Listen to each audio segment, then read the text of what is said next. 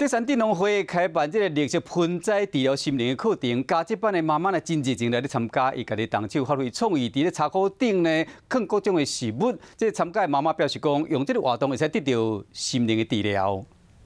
第三镇农会为着丰富家政班成员的生活，希望会当帮助因减少压力。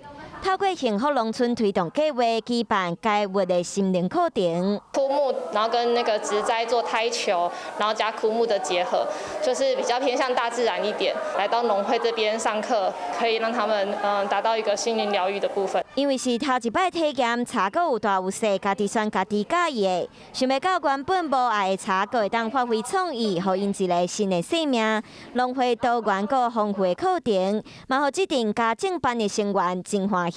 今天借着这堂课，我希望它能够达到一个园艺治疗，对每个人的身心健康都有疗愈的帮助。伫老师用心的带领，大家拢做出属于家己的作品，因讲真趣味。做这个会当，互家己的心情变快乐，甲烦恼拢放袂记伫，阁会使早回去厝内采。今天是利用2只枯木做结合，然后三个盆栽结合这个青苔。